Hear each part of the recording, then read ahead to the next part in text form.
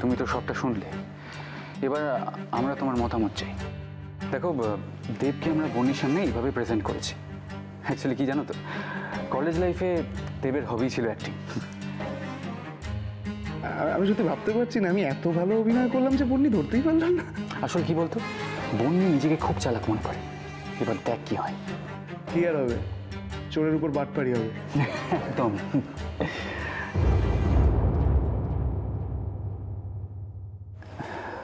কি হলো না?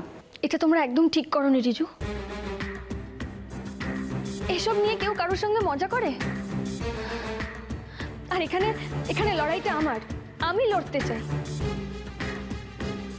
আমি নিজের চেষ্টায় বন্যির কাছ থেকে ওকে ফিরিয়ে আনতে চাই। এভাবে কাউকে ঠকিয়ে আমি জিততে চাই না। প্লিজ অনা, তুমি এখন ওই মেয়েটার প্রতি সহানুভূতি দেখিয়ে যাচ্ছ। এত কিছু হয়ে যাবার পরও রিজু, এটা সহানুভূতি নয়, কিন্তু আর কোনো কিন্তু নেই। বন্যি যে কি সেটা আমরা খুব ভালো করে জানি। এরপর ওর প্রতি সিম্পাথি দেখানোর কোনো দরকার নেই। ওকে কোনো স্পেস দেওয়ারও দরকার নেই।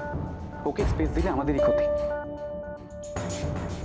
বন্যির হাত থেকে নিজেদের বাঁচবার ব্যবস্থা আমাদের নিজেদেরকেই করতে হবে।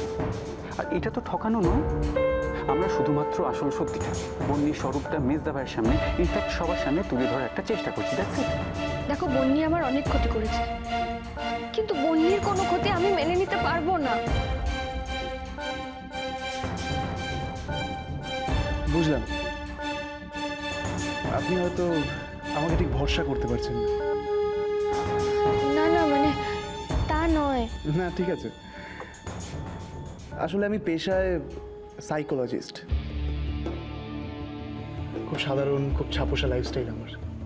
আমি এই কেসটা নিয়েছি শুধু আমার বন্ধু রিকোয়েস্টে। আর তারপর বন্যির সাথে আলাপ হওয়া, কথা বলা, নানা রকম অ্যাক্টিভিটিস থেকে আমি বুঝতে পারলাম যে এই কেসটা আমার জন্য ভীষণ চ্যালেঞ্জিং। প্লিজ অনা, একটু ভরসা রাখো। দেখো, এই সুযোগ, এই অপরচুনিটি ছাড়াটা একদম উচিত হবে না। আপনি আমায় একটা সুযোগ দিন, জাস্ট একটা। আমি আপনাকে কথা দিচ্ছি, আপনার বন্ধুর কোনো খারাপ হবে না, বরং ভালোই হবে, প্রমিস।